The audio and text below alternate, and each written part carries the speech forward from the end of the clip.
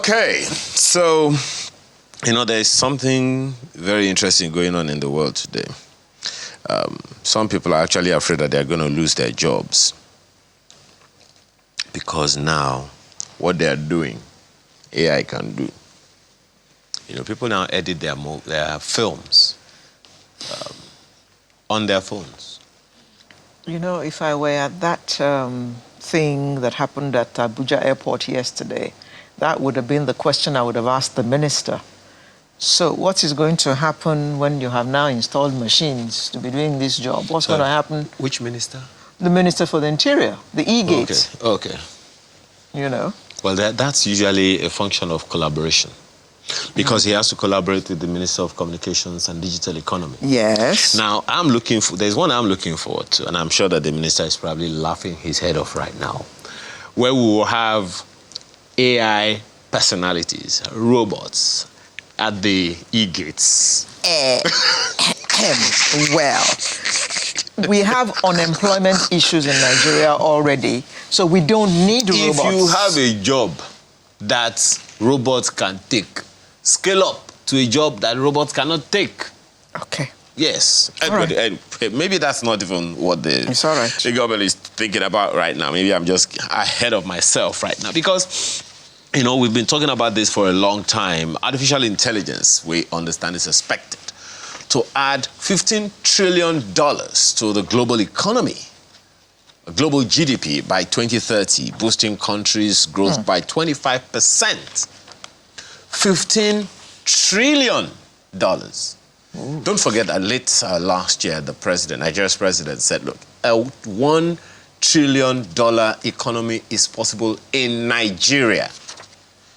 So, where does that leave Africa? So far, 9 African nations, Benin, Egypt, Ghana, Mauritius, Rwanda, Senegal, Togo, Senegal, Morocco, Sierra Leone, and Tunisia have drafted national AI strategies representing only a handful of African nations eager to thrive in the area. Now, a good AI policy must clearly outline governance practices around data collection, management, protection, storage. I know that Nigeria has a new data protection policy and all of that.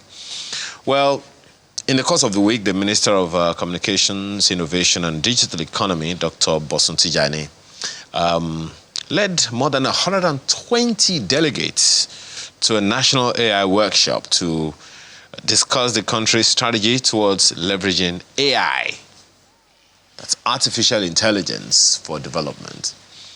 So let's have more understanding about that with him. You've heard of virtual reality, you've heard of that's VR, you've heard of all kinds. Now it's AI. What does all of that mean for you and I? Dr. Bosun Tijani joins us this morning.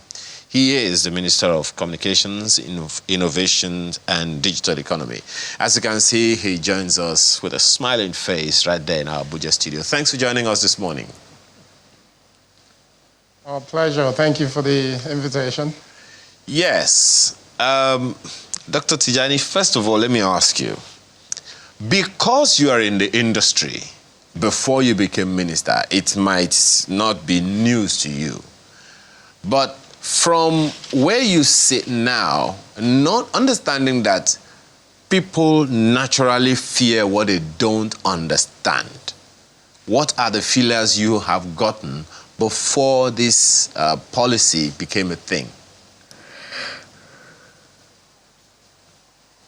No, I think the feelers, again, thanks for that question. I think is a good way to get into this. And the feeler is the fact that as a leader, it is our responsibility to be able to juggle the need to meet immediate challenges of society, but also be able to project into the future to see what is coming in. And sometimes what we think is 5 years, that is actually a day or two or a week, but also into 10 years as well. I think in development, this is what we call wicked problems, wicked problems. And it's one of those things that we've battled with in Africa for a long time. The need to eradicate poverty, improve insecurity. And as we continue to do those things, you realize that the world is not waiting. And fortunately or unfortunately for us, we live in a connected world today. So developments all over the world, is indeed our reality. And then it begs that question, how do we ensure that whilst we're fixing those things that are urgent and important, but we also keep our eyes on things that may seem unimportant, but will become our reality in a short space of time. So for instance, I think in the last conversation, we talked about the need to provide job opportunities. We are a country of about 60% of our population being under the age of 25. It is the responsibility of this government, and the president has made it clear when you were talking about the $1 trillion economy. It is indeed possible in Nigeria, and for us to get there is about raising the level of productivity, but also ensuring that our people are properly skilled and we have the right policy to allow them participate in gainful employment. And gainful employment sometimes is not only limited to opportunities that is available locally, but global opportunities. So if you look at the global scene today, artificial intelligence is being deeply leveraged in production activities. Artificial intelligence is deeply being leveraged to raise the level of productivity. And the challenge for us is that we are the future of global workforce. If you look at some of the developed countries in the world, their population is aging significantly. They're not giving birth to new people. So they will look to countries like Nigeria for workforce. And if we're not ready as a nation for that, we won't be able to take advantage of it. So yes, globally there's panic on one hand as to what this development will be doing for us. But at the same time, people also see the opportunity as well. And that's why progressive nations are coming together quickly to ensure that they have clarity in terms of how they'll govern, how ethics will be managed, how the data sovereignty of their nation will be protected, but also how they ensure that they put in infrastructure and opportunities to make gains out of artificial intelligence. Dr. Tijani,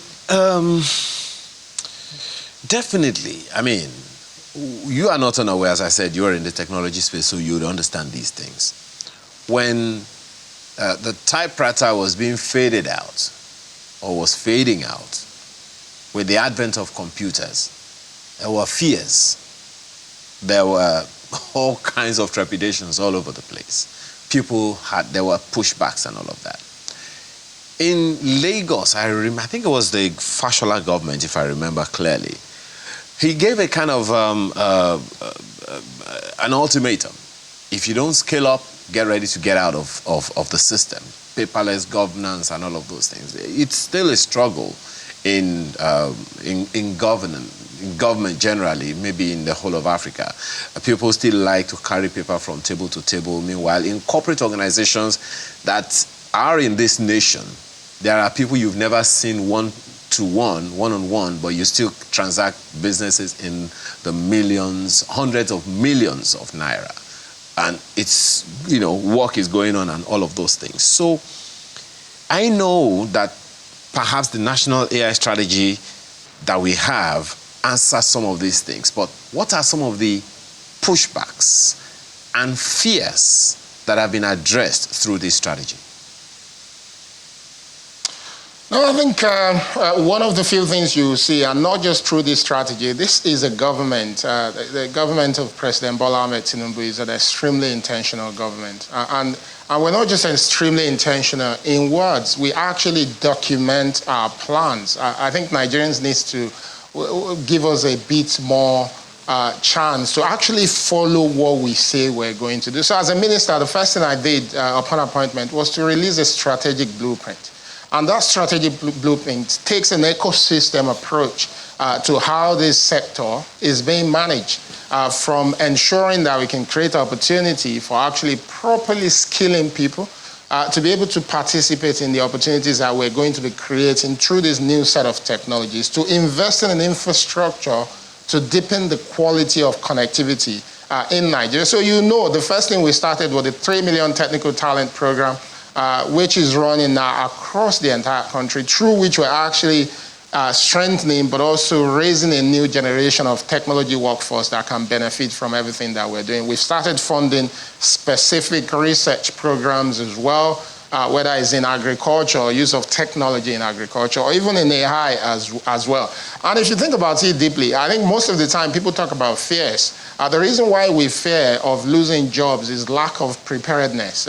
For instance, as a nation, we are going deep into accelerating development in agriculture. I'm a farmer as well. I've got a farm. And I can tell you how difficult it is to find people to work on farms, even if you pay really well. It's extremely difficult. So people are, the sort of jobs that people are looking for are beginning to change. But my farm, which is looking to use technology deeply, will probably hire and attract more younger people who wants to be able to deploy technology in a setting like that for productive purposes.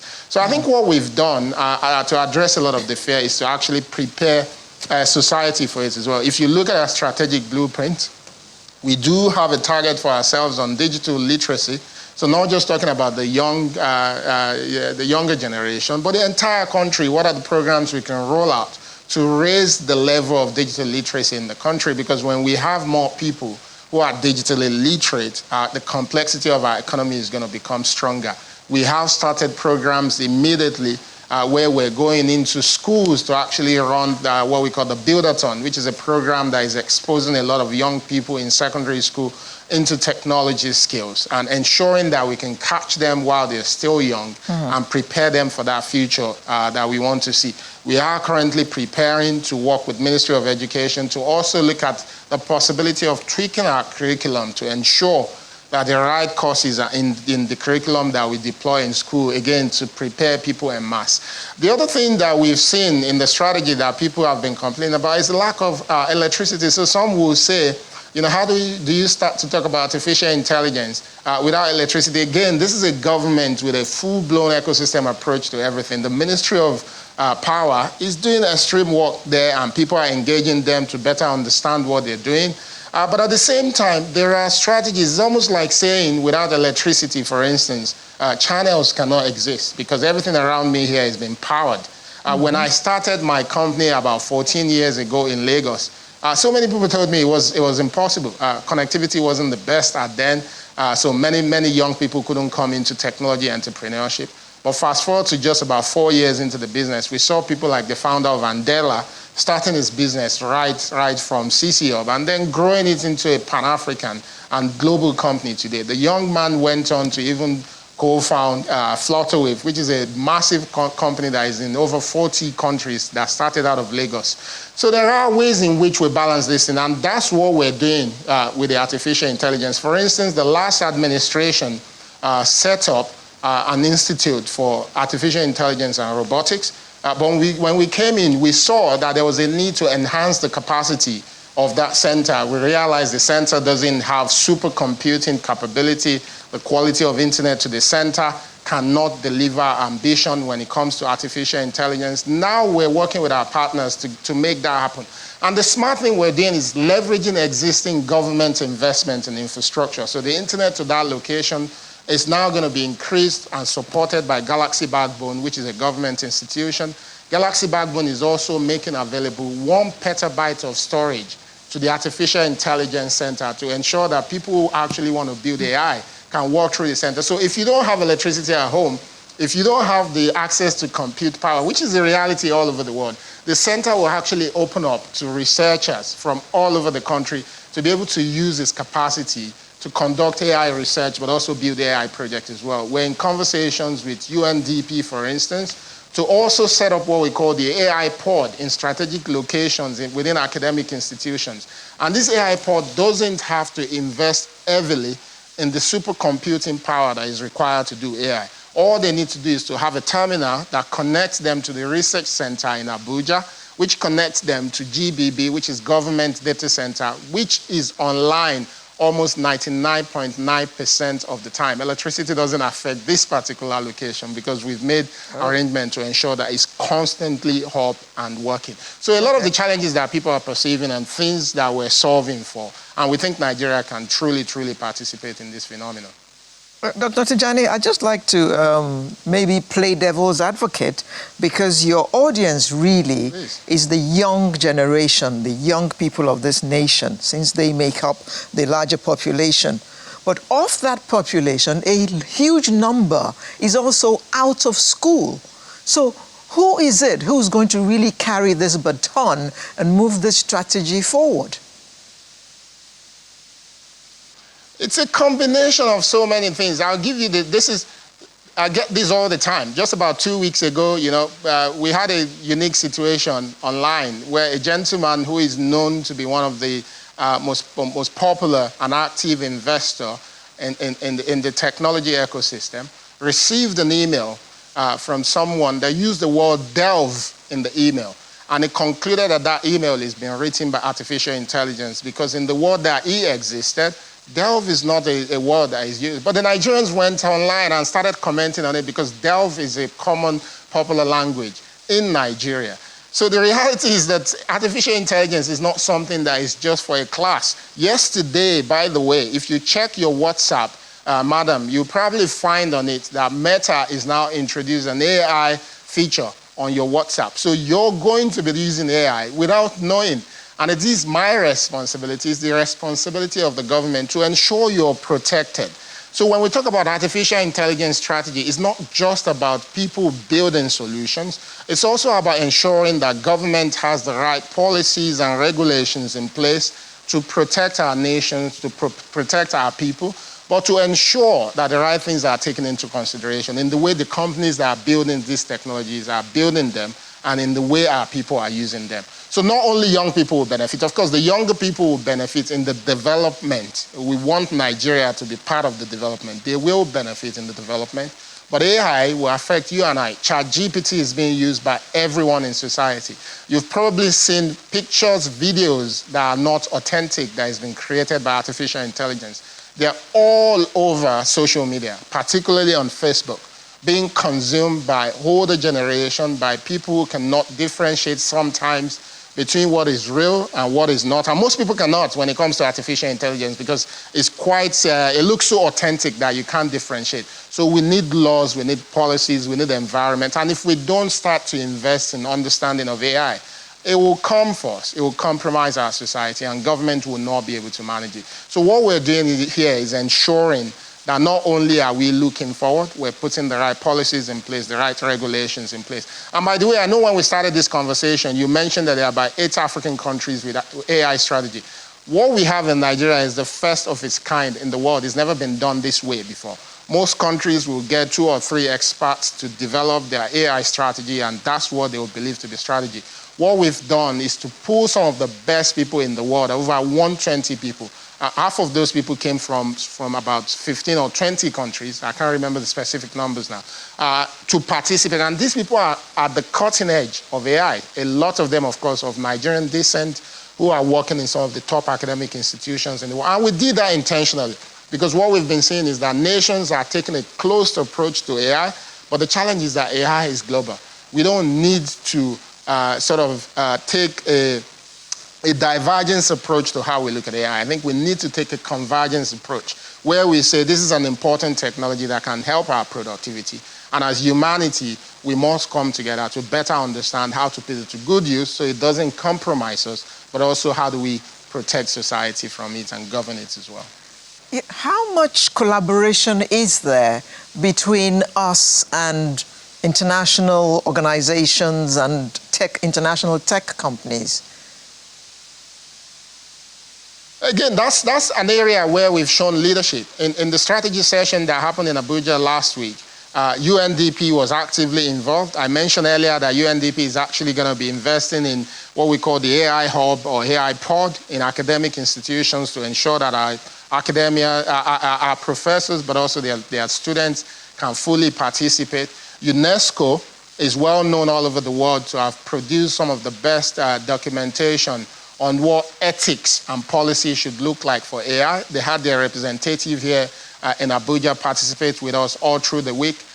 Google, not only did they participate with their local staff, they sent people down. Same for Microsoft, Meta as well. AWS had their people also participating. Huawei had their people also participating. The good news is also that we actually didn't spend much of government resources on this workshop. So a lot of these companies and development organizations, not only did they participate, they also funded as well. We also had significant support from Luminate also within this workshop. I have to say, since I've been appointed, with Nigeria is also participating in some of the top global gatherings on artificial intelligence. The biggest one, which was the AI Safety Summit in the UK a few months ago, had only 3 African countries in participation. And I was the only minister who spoke on the main stage of that event, of course, alongside the Prime Minister of the UK and a few other leading leaders within this space as well. So we are engaging because we have that clarity that this is not something that is just unique to us. We live in a connected world today. The implications and opportunities of AI is something that we must leverage as a collective. Well, okay. Well, maybe just one more question, Dr. Tijani. Where do we go from here? The challenge is always that of education, education, education. The population you are talking about, well, my colleague was saying the other time, that's popular saying that you are well aware of as well. If you don't want some people to know something, put it in a book. Any kind of book, whether it's e-book or physical book. People don't like reading instructionals or taking instructions and all those things. But the challenge there would be, how do we educate people to take advantage of something they need when they do not want to do the heavy lifting of reading or even finding out? We just always go on the fly. How do we manage that, Dr. Tijani? That's a fantastic question. Now, you see, this is what we did when we were putting the list of participants together. We actually invited all the media houses, and we kept saying to most of the journalists that you've not been invited to just come and cover this national workshop.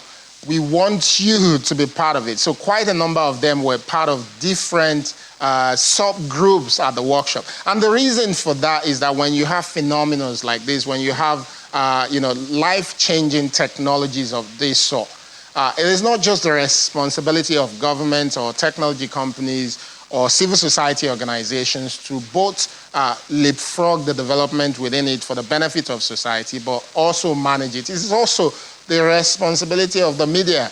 The media has a significant role to play. AI may be used, conversation around AI may be politicized, for instance, people saying, why are we focusing on artificial intelligence when there are other problems? And we've been to Channel so many times. All the other things we're doing, we've had conversations with you on them. But it is important that our media houses have a solid understanding. Where possible, there should be a desk about AI, within every media house. Because the reality is even the work that you do is going to be challenged and is already being challenged by artificial intelligence. AI can read news way better than what most of your colleagues can do. Because what is AI is really the combination of everything that has been known. So it can pull together, whether it's the accent of the best newscaster or the body language of the best presenter, and then project that into a machine where something that looks like you can actually do a better job than yourself. Wow. So it's going to disrupt your work as well. And the same way, it's going to disrupt every part of society, but also bring opportunities to us. I know when we talk about disruption, we see it from negativity. It's not. AI is also going to help countries like Nigeria to raise the level of productivity in sectors that we've traditionally not been extremely productive, because it's going to give us the tools, the opportunities to be able to do things differently. So I think the media needs to play a key role in enlightening society, a key role in bringing up conversations with people that are important, a key role in also ensuring that we're projecting the information about this technology so that our people can have a clear understanding. Most people will wake up today on their WhatsApp and find that feature, but it's not been spoken about on our news channels. Do they know what it means? The feature there allows you to say, WhatsApp, please produce a picture of Dr. Bosun Tijani. And AI, WhatsApp, right there on your WhatsApp, it will produce it. If you update your WhatsApp, you see that today, it will produce it. So is that picture truly the picture of Dr. Bosun Tijani? People who are not enlightened about what artificial intelligence is may not know that. And they'll take that for a fact. So we all do have roles to play in ensuring that we use this appropriately, but also protect our people from it. Well, if it's any comfort, for those who are using WhatsApp Business, it's not on WhatsApp Business yet. Because I searched. Only a few people are on WhatsApp Business, sadly. Oh, well, yeah. Well, Dr. Tijani, there is a lot to say on air and off air about this thing. We always have this conversation because it's our nation and we have to do the best for our people. We have to thank you so much for your time this morning. Dr. Bosun Tijani is Minister of Communications, Innovation and Digital Economy. Thank you so much for your time today. We truly appreciate it. Thank you. We trust you'll do everything you can to make our nation better. Just before we take this break, to inform you that we are going to be transiting to, on DSTV only, the burial of former governor of Anambra State, Chukwuemeka Ezefe, in a bit. But all other platforms are active. This is just for your information. So, but the next conversation is equally extremely important. How do we maximize the gains of the Naira? That's what we are talking about next. So if in case you want to watch it or you prefer the state burial of the former governor of Anambra State, you have two options on Channels Television. We'll be right back.